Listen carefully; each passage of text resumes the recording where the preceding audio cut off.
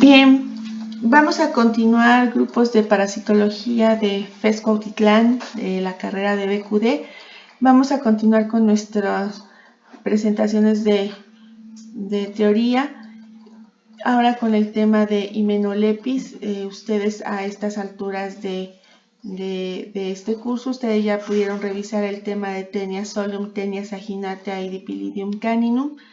Y nosotros lo que vamos a ver hoy son la himenolepiosis, que es causada por un céstodo que se llama Hymenolépis nana, que afecta a los humanos, ¿sí? Y tenemos otra variedad que es Hymenolépis nana, variedad fraterna, que afecta principalmente a los roedores, pero que también puede afectar a los seres humanos. Curiosamente, y con toda la información que ya ustedes recibieron con Taenia solium y Taenia saginata, y lo interesante y lo dramático que pueden ser las lesiones que causa la cisticercosis y toda la patogenia de este parásito, pues curiosamente Hymenolépis nana es el céstodo que con más frecuencia se reporta en las poblaciones humanas. No son las tenias. Hymenolépis es el céstodo más frecuente del ser humano. Y también es el céstodo más pequeño. Mide 2 a 4 centímetros en el mejor de los casos. Y es un céstodo, es una parasitosis que se presenta en muchas partes del mundo. Es una cestodosis de tipo cosmopolita, pero preferentemente se presenta en climas templados o climas tropicales. Vamos a hablar un poco de la clasificación. La mayoría de las clasificaciones que vemos clasifica a los céstodos en 15 órdenes con más de 3.000 especies. Los céstodos más conocidos son del orden Cyclophilidea, que son peces que afecta a peces de agua dulce. Tenemos esta que tenemos aquí marcada, que es el orden Cephalophilidae, donde la familia más representativa es la familia del género Diphylobotriumlatum. Son céstodos parásitos de peces principalmente, presentan, en vez de ventosas, presentan unas estructuras que se llaman botrios, que tienen un aspecto de ranura, pero son especialmente importantes en peces. El otro orden importante es el orden Cyclophilidae, y dentro de este orden, que afecta a muchas aves, a muchos mamíferos, y que son céstodos que se caracterizan porque en su rostelo, en su escólex, presentan ventosas en forma de copa. Aquí tenemos las tres familias que nos interesan en el curso. La familia Taenidae, donde tenemos las diferentes tenias y Echinococcus granulosus y multilocularis, que son estos que estoy marcando con el cursor.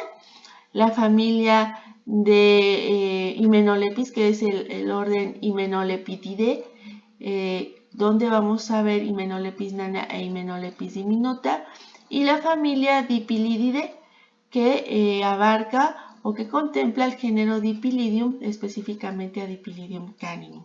¿Sí? Entonces este es el encuadre de la clasificación taxonómica para que ustedes tengan una idea en dónde estamos ubicados. Y bueno, los parásitos adultos de Hymenolépis viven en el intestino delgado adheridos a la pared intestinal, preferentemente de roedores, aunque es común encontrarlo en niños y eventualmente en los felinos. Vamos a hacer una descripción morfológica breve. Este es un céstodo cuyo gusano adulto mide de 2 a 4 centímetros de largo por 1 milímetro de ancho. Aquí es importante mencionarlos que el tamaño del céstodo varía. Entre más pequeño es el céstodo, significa que es muy probable que haya muchos gusanos en el intestino del hospedero. Al contrario, entre más grandes sean los himenolepis, la idea es que hay menos gusanos parasitando ese intestino. Entonces, es decir, el tamaño es inversamente proporcional a la infestación. Vamos a hablar de la morfología. Es un cesto armado, ¿sí? Esto significa que tiene ganchos. Vamos a revisar brevemente cómo son los proglótidos inmaduros, maduros y grávidos de manera muy breve. Esto nos va a tomar un poquito más tiempo en el laboratorio, pero nos sirve ahorita para entender después el mecanismo patogénico de estos organismos. Presentan un escólex de forma romboidal. El rostelo, es decir, donde están ubicados los ganchos, es retráctil, es decir, el parásito lo puede proyectar hacia afuera y retraerlo a voluntad. Esta corona de ganchos aproximadamente son de 20 a 30 ganchos dispuestos en anillos, y las 4 ventosas que estamos viendo. Esta imagen es muy bonita porque nos da una proyección muy clara de cómo es este parásito en la zona de fijación.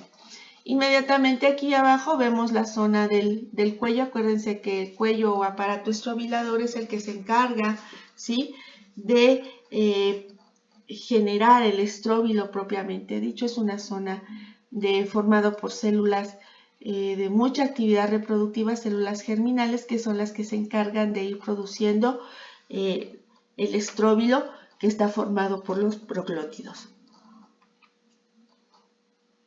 Aquí lo que vamos a ver son un esquema, ¿sí?, de cómo son los proglótidos maduros. Estos son los que nos dan información morfológica, porque aquí ya se encuentran perfectamente desarrollados tanto los órganos, el órgano reproductor masculino como el femenino. En el caso del color verde, representa el aparato reproductor femenino. Está formado por un ovario bilobulado.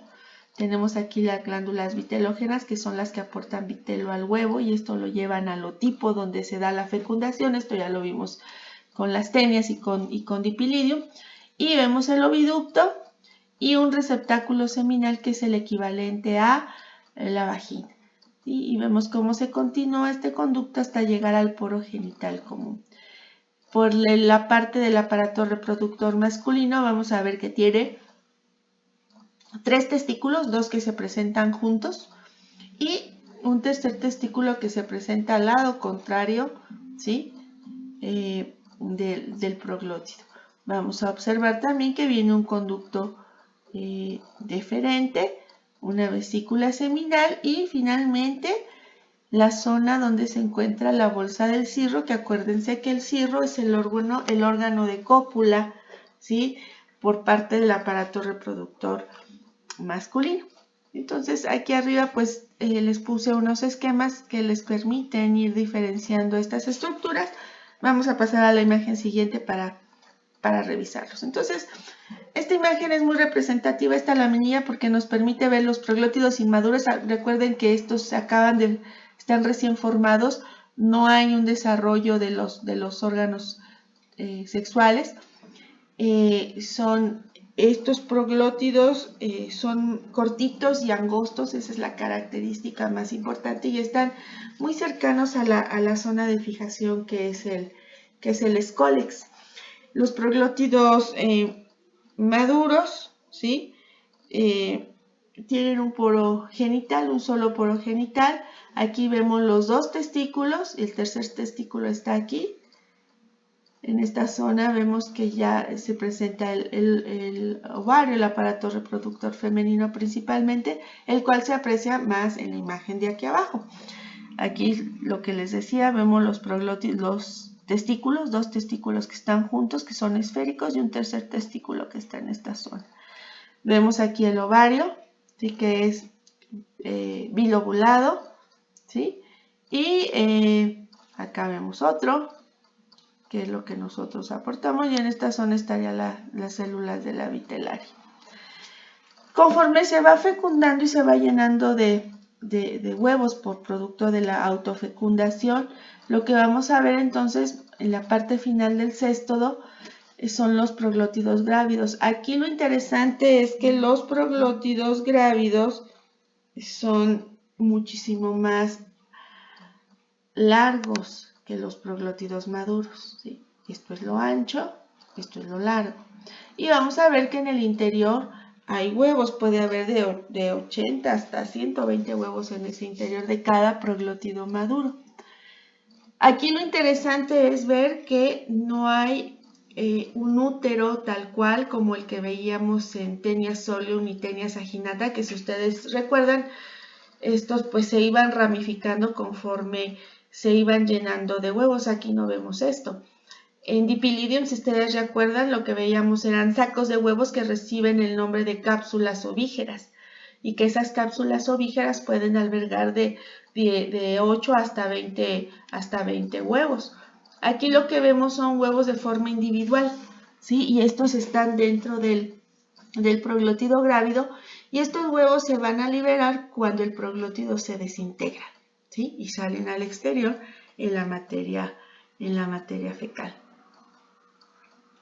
Esto es lo que vemos, ¿sí? Estos son los proglótidos grávidos de Hymenopletis, ¿sí? Todo esto que se ve oscuro es que en la preparación a la hora de prepararlos entró aire, por eso se oscurecen, pero todos estos puntitos son huevos propiamente dichos. Y aquí ya tenemos una imagen ya más clara de que nos permite ver cómo son los huevos de Hymenopletis nana que se liberan cuando los proglótidos se desbaratan. Los huevos tienen un aspecto esférico, una forma esférica o subesférica. El tamaño es aproximadamente de entre 30 y 45 micrómetros. Presenta dos membranas y en el interior lo que vamos a ver es el embrión hexacanto. Si ustedes se acuerdan, el embrión hexacanto se llama así porque viene o presenta 6 ganchos, que es una estructura característica de todos los huevos de los céstodos, el embrión hexacanto. Pero adicionalmente lo que vamos a ver es que Hymenopletis nana presenta en dos extremos de este huevo dos engrosamientos que se llaman precisamente engrosamientos polares. Y de esos engrosamientos polares salen unos pequeños filamentos, unos pequeños hilos que son normalmente de 4 a 8 filamentos, ¿sí? Que se llaman precisamente filamentos polares. Y este es el rasgo característico de Hymenopletis nana.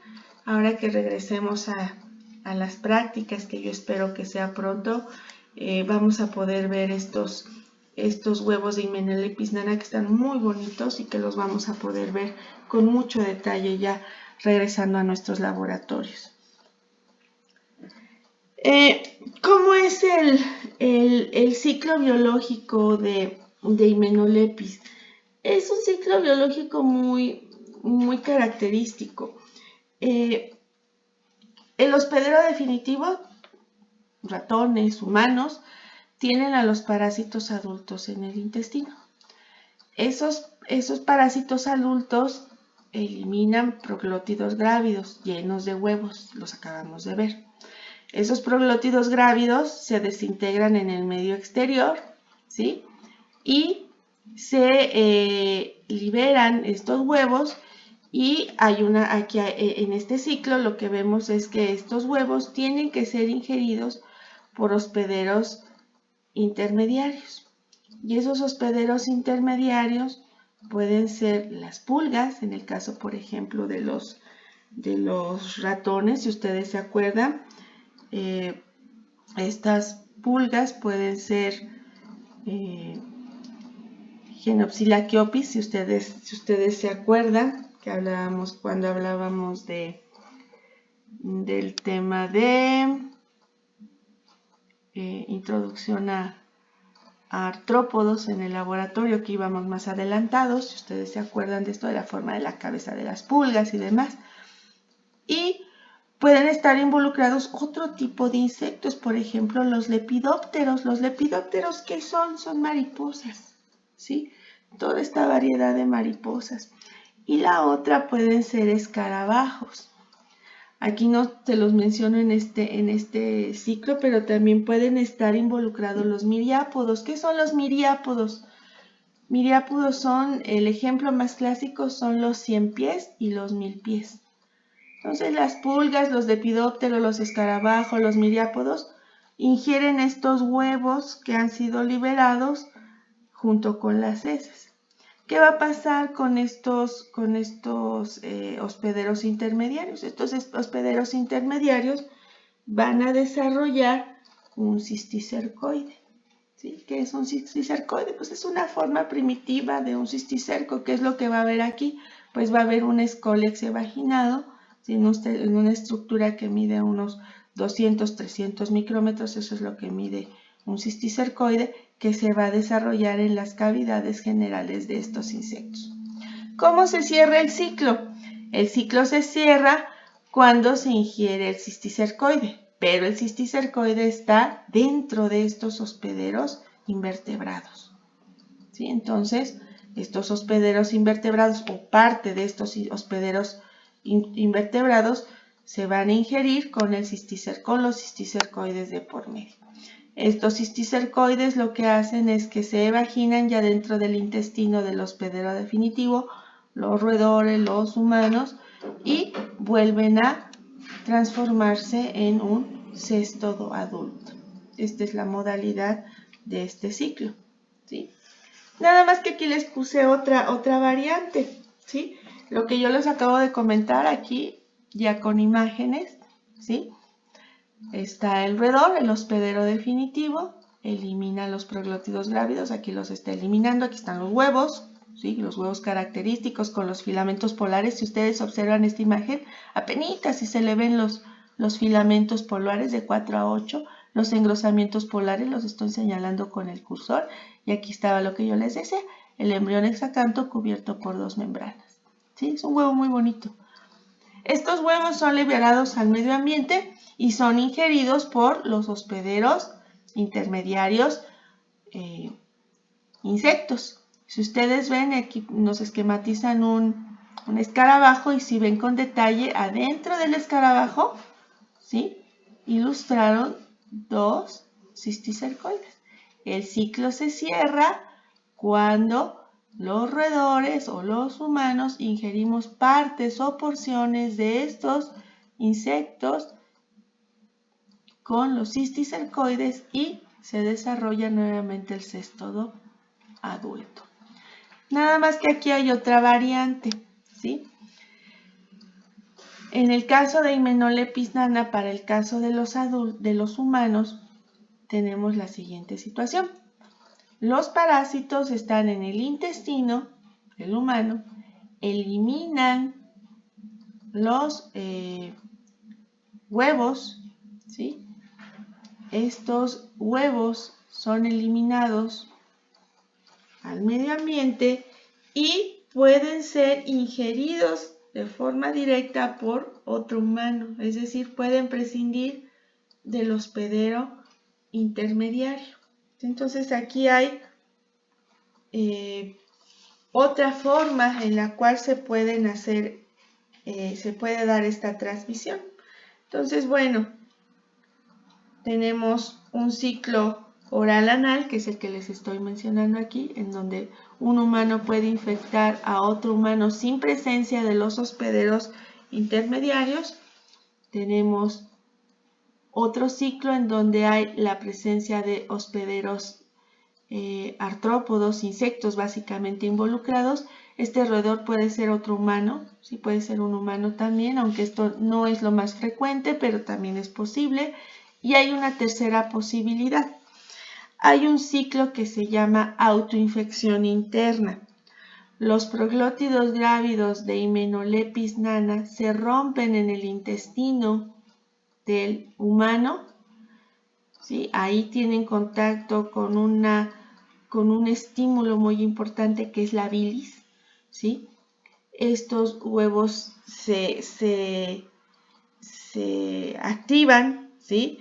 Se convierten en un cisticercoide, ¿sí? y de aquí mismo, sin haber salido del intestino del humano, vuelven a crecer. Entonces hay un ciclo de autoinfestación interna. Esto da lugar, ¿sí?, a parasitosis masivas, ¿sí?, este ciclo. Y esto es algo muy interesante que no veíamos ni con las tenias ni con los dipilidium, ¿sí? Un ciclo de autoinfestación interna que es más común y es muy común en Hymenolépis. Entonces recapitulamos, tenemos un ciclo indirecto, ¿sí?, donde tenemos la participación de invertebrados, pulgas, estos lepidópteros, escarabajos, miriápodos, y tenemos este ciclo. Tenemos el otro ciclo que es el oral anal, en donde los humanos eliminan huevos hacia el exterior y estos huevos infestan, parasitan a otro humano y se desarrolla a través de un mecanismo directo de transmisión.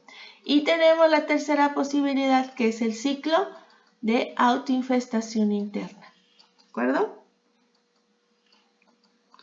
Esto es lo que yo les comentaba. Aquí ya son imágenes, ¿sí?, no con esquemas. Aquí vemos al cestodo adulto de Hymenolépis nana con el escólex proyectado hacia afuera, los proglótidos inmaduros, los proglótidos maduros, ¿sí?, que es lo que alcanzamos a ver. Y bueno, esta es una microscopía electrónica muy bonita, ¿sí? Aquí el detalle de los huevos. Aquí sí se alcanza a ver muy bien los filamentos polares, ¿sí?, de este lado, el otro engrosamiento polar, ¿sí?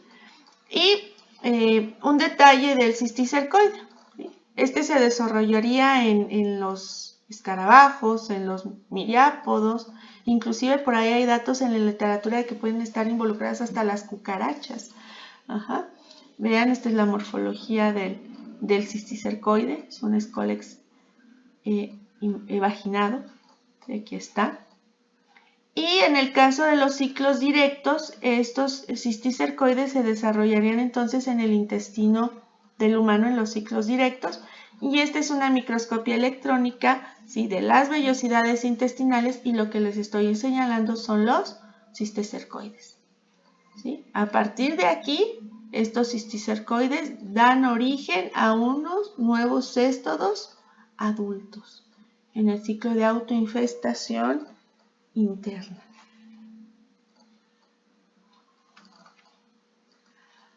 Vamos a hablar un poquito de del mecanismo patogénico de esta parasitosis. ¿En qué radica la patogenia? Bueno, en realidad es sencilla. El efecto más importante y el efecto más relevante es la quimofagia, ¿sí? Para esto voy a pasar a esta laminilla. Los céstodos son parásitos quimófagos. Esto habla de que van a robar, ¿sí? Tienen una acción expoliatriz quimófaga. Acuérdense que expoliar significa robar, secuestrar. Entonces estos céstodos lo que secuestran pues son aminoácidos, ácidos grasos, proteínas, vitaminas, electrolitos, ¿sí?, principalmente. ¿Cómo lo hacen? Ellos no tienen aparato digestivo, esto ya lo conocen. Absorben a través del estróbilo, ¿sí?, a través del tegumento. El tegumento viene equipado, ¿sí?, viene diseñado con unas estructuras que se llaman microtricas. Estas microtricas, etimológicamente hablando, micro significa pequeños y tricos pelo, ¿sí? Literalmente serían pequeños pelos, no son pelos, son estructuras, ¿sí?, que parecen y que funcionan como microvellosidades, están formadas por microtúbulos, ¿sí? Estos microtúbulos lo que hacen es que permiten o ayudan a introducir el alimento con el que están en contacto. Acuérdense que están en el intestino delgado y ahí hay quimo, ya están los nutrientes listos para la absorción, ya fueron procesados, ya están listos, ya ya están hechos moléculas más pequeñas listas para absorberse. Entonces esto es lo que hacen, utilizan estas microtricas para eficientizar la absorción. Que también estas microtricas lo que hacen es que ayudan a la movilidad de los nutrientes y también tienen movimiento y ayudan también a la movilización de los productos de desecho. Entonces la quimofagia es el efecto patogénico más importante. Me voy a regresar a los mecanismos patogénicos. Ya quedamos, el más relevante es la quimofagia y también algo importante es la acción irritativa que tengo marcada aquí abajo. Los parásitos cuando están en el intestino producen desechos, ¿sí? Estos desechos irritan la mucosa, pero también la zona de fijación, que es el escólex con su rostelo armado y sus ventosas, irritan, ¿sí?, la mucosa intestinal. El grado de irritación que puede haber es directamente proporcional a la cantidad de parásitos, de tal manera que si hay muchísimos Hymenolépis, pues la irritación es muchísimo mayor. El otro efecto patogénico es la toxicidad potencial. Esta toxicidad se refiere básicamente a que los céstodos liberan sustancias propias de su metabolismo, ¿sí?, que alteran la conformación de la mucosa y alteran también la producción de albúmina. Si ustedes se acuerdan, la albúmina es una proteína muy importante y al no haber producción de albúmina se genera un cuadro de hipoproteinemia. Hay que recordar que la albúmina junto con otras proteínas que se producen tienen un efecto sobre la presión hidrostática y coleidosmótica del organismo. Cuando este balance se altera, lo que vamos a tener es que, acuérdense que se regula la salida de líquido hacia el espacio tisular y hacia el intersticio. Acuérdense que el intersticio es el espacio que hay entre dos células. Y entonces, pues, hay una modificación en esto y este líquido sale al exterior provocando pérdida de líquidos, pérdida de estas proteínas y puede generar ascitis o puede generar edema. Entonces esto es interesante porque es directamente proporcional a la cantidad de gusanos, ¿sí? Entonces con pocos gusanos pues la parasitosis pasa inadvertida, pero aquí hay que recordar algo. El ciclo de autoinfestación interna de Hymenolépis es algo frecuente. Los proglótidos grávidos de Hymenolépis nana se rompen con muchísima facilidad en el interior del intestino, de tal manera que es muy fácil que los humanos o los roedores generen parasitosis masivas, ¿sí?, cuadros de parasitosis, de hiperparasitosis muy severas.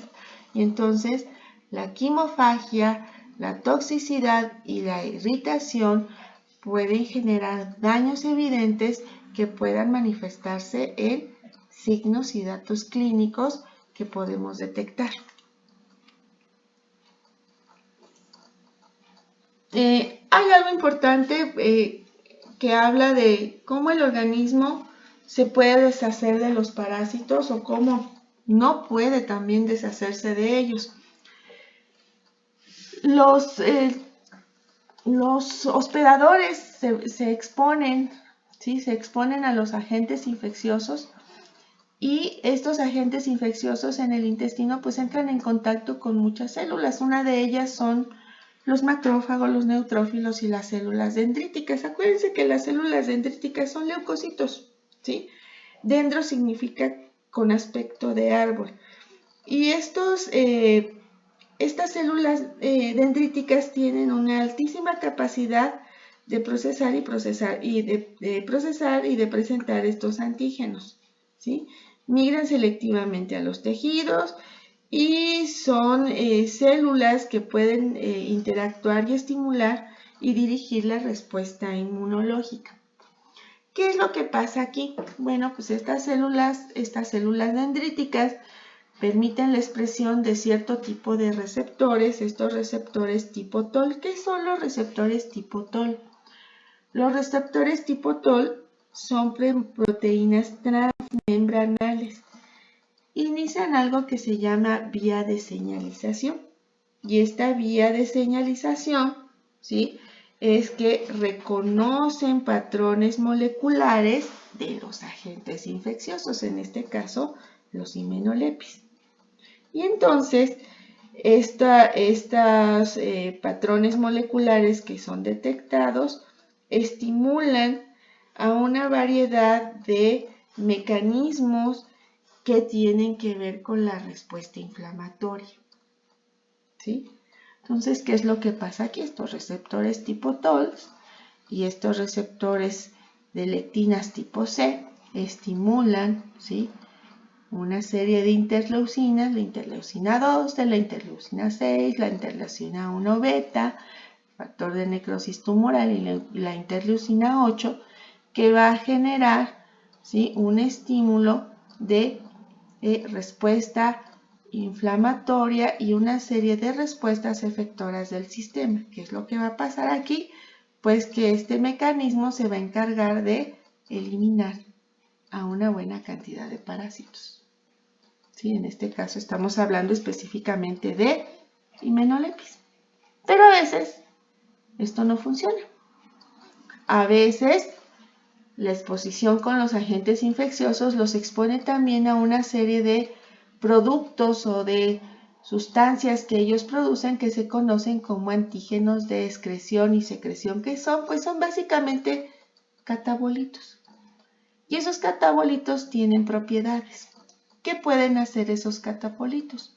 Bloquean el proceso de maduración de las células dendríticas. Por lo tanto, si las células dendríticas no maduran, las actividades de presentación de antígenos que tienen estas células dendríticas no se da. Y entonces lo que generan es un fenotipo que se llama fenotipo tolerogénico a agentes. ¿Qué es esto? Esas células dendríticas no van a poder expresar sus receptores tipo TOL ni van a poder expresar sus lectinas tipo C. Por lo tanto, lo que va a pasar es que se producen otras interleucinas que van a bloquear la interleucina 12, la interleucina 6, la interleucina 1 beta, la interleucina 8 y el factor de necrosis tumoral. ¿Y qué va a pasar? El bloqueo de estas interleucinas van a bloquear la respuesta por linfocitos. Por lo tanto, la respuesta inflamatoria no se da, queda bloqueada. Y entonces, ¿qué pasa? La respuesta se desvía a una respuesta de tipo Th2. Pero aquí lo que sucede es que los agentes infecciosos, en este caso el parásito, no va a ser eliminado y entonces persiste en el intestino. Esto es lo que pasa. Entonces el parásito, los parásitos se quedan ahí y se quedan a vivir ahí bien cómodamente. Vean, esto es una imagen muy bonita desde el punto de vista biológico, el de cómo se pueden generar hiperinfestaciones, ¿sí? Este es un intestino de roedor, pero nos esquematiza, nos da una imagen muy fiel de lo que son estas infestaciones masivas. Entonces aquí la quimofagia, la irritación y la potencial toxicidad, pues son viables, son muy factibles de que se presenten. ¿Qué aspectos epidemiológicos vamos a ver aquí? Bueno,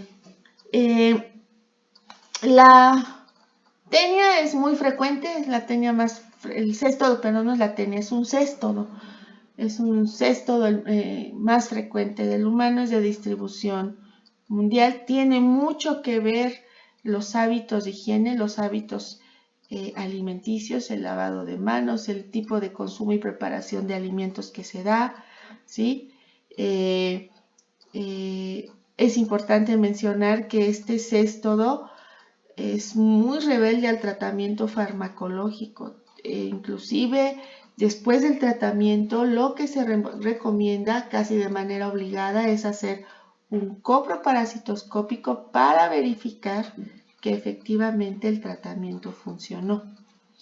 Otra cuestión importante que aquí no solamente son los factores de higiene, también son los factores culturales. ¿Sí? Aquí me encontré algo bien interesante y se los comparto. En algunos países la himenolepiosis es muchísimo más frecuente que en otros, y uno es, por ejemplo, en la India. En la India nos encontramos que hay un templo de culto donde se rinde culto a las ratas. Sí, se rinde culto a las ratas. Hay una historia ahí de una diosa hindú, ¿sí? Sabia, que uno de sus hijos se murió. Y entonces la leyenda cuenta que esta deidad le pide al dios de la muerte, que si no mal recuerdo se llama Yama, lo llaman Yama, le pide que le devuelva a su hijo muerto. Y el dios de la muerte se niega. Entonces lo que hizo esta mujer, que era una deidad también, esta deidad, convierte a sus hijos en ratas para evitar que Yama, el dios de la muerte, se llevara a las almas, sus almas humanas de sus hijos. Entonces, ¿qué es lo que hacen? Pues la gente en la India visita este templo en la India, ¿sí? Donde convive con las ratas, ¿sí? Entonces ahí en el templo lo que se manejan es que hay 600 ratas, pero cuando ve uno las imágenes, pues no son 600 y las alimentan y llevan presentes ahí a las ratas y conviven con ellas. Obviamente, pues ahí pues las ratas pues no tienen pulgas, hay pues el olor y la contaminación que hay, pues facilita mucho el contacto. Recuerden que estos roedores también desarrollan con mucha frecuencia himenolepis. Y aquí también otra cosa importante, vamos a pasar a la imagen siguiente. También hay otra cosa importante.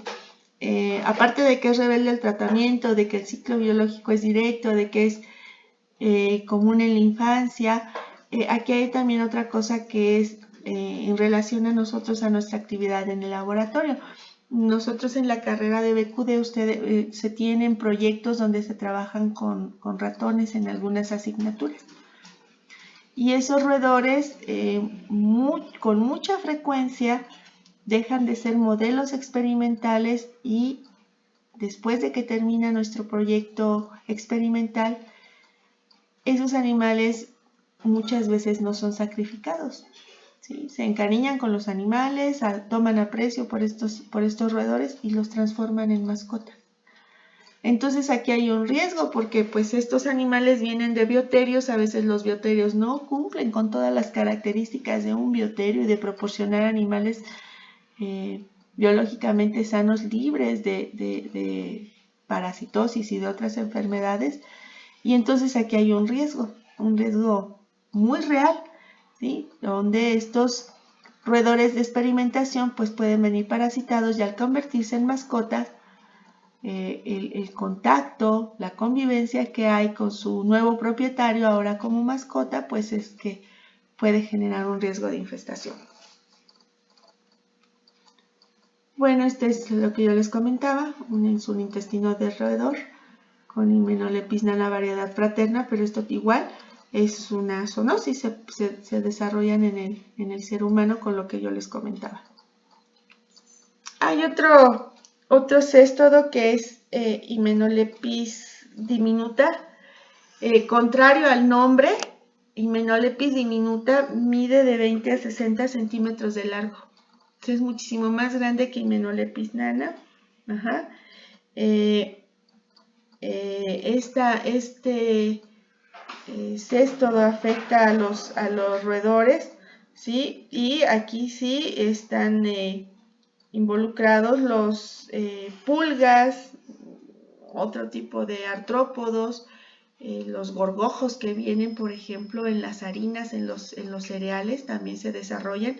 Y ustedes saben dónde se almacenan pues este tipo de productos cereales, semillas, etcétera, pues los roedores se convierten en plagas que hay que controlar. Entonces es común también poder encontrar este tipo de parásitos. Y aquí lo que vemos pues son estos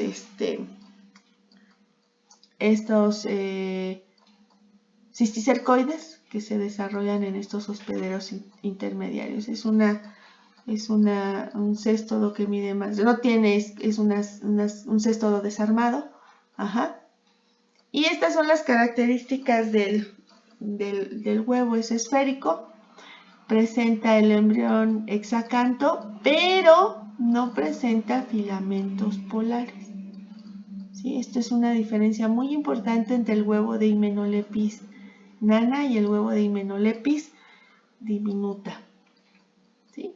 Aquí les puse este cuadro que nos va a permitir. Hymenelepis nana no requiere los hospederos intermediarios, ¿sí? En el caso del humano, ¿sí? Vemos que es el hospedero definitivo. La prevalencia es alta frecuencia, depende mucho de los factores de higiene, depende mucho de los hábitos alimenticios, depende mucho también de la región geográfica, y depende mucho también de la carga parasitaria, porque podemos tener pacientes totalmente asintomáticos con bajas cargas parasitarias y los leves y moderados, ¿sí? Este es directamente proporcional al número de gusanos intestinales. Y en el caso de Hymenelepis diminuta, lo que vemos es que se requieren escarabajos, se requieren lepidópteros, y que en el caso del humano puedan estar contaminando principalmente harinas, granos y cereales que son de consumo humano. En relación a los humanos, la frecuencia es ocasional comparado con Hymenelepis nana, y dependiendo otra vez de la carga parasitaria vamos a ver nosotros desde asintomáticos, pacientes con leves signos clínicos o con moderados signos clínicos o manifestaciones clínicas.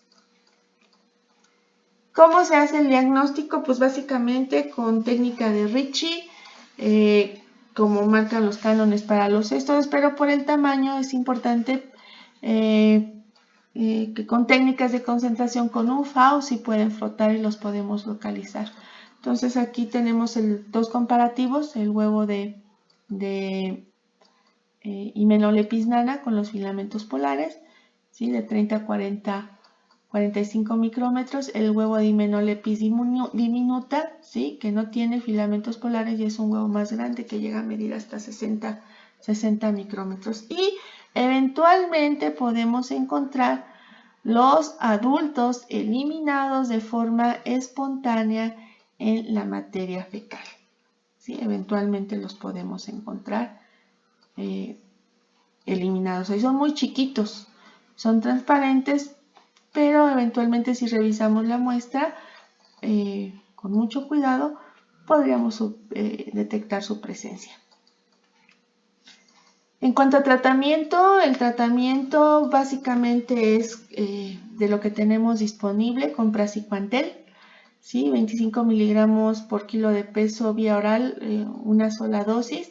Y la otra opción es un medicamento cuyo principio activo es la nitazoxanida, el nombre comercial es Dacson, y la dosis es dependiendo de la edad del paciente. Para pacientes adultos y mayores de 11 años es de 500 miligramos vía oral 2 veces al día. Esto se repite durante 3 días. Para los niños entre 4 y 11 años, de dosis de 200 miligramos vía oral 2 veces al día durante 3 días. Y para niños de 1 a 4 años, la dosis se reduce a 100 miligramos vía oral 2 veces al día durante 3 días. Recuerden que no hay que perder de vista que es un céstodo rebelde al tratamiento y que sí es muy importante que un mes, 2 meses después del tratamiento hay que verificar con coproparasitoscópicos post tratamiento si la medicación, la desparasitación fue eficiente. ¿De acuerdo? Pues esta es la última diapositiva. Espero que la información les sea muy útil, que estudien mucho y que lo complementen con su manual de laboratorio, con su atlas, que también tienen ustedes ahí el código UR en el manual, que lo complementen para que puedan enriquecer la información y que sea útil. Cuídense mucho, estamos en contacto.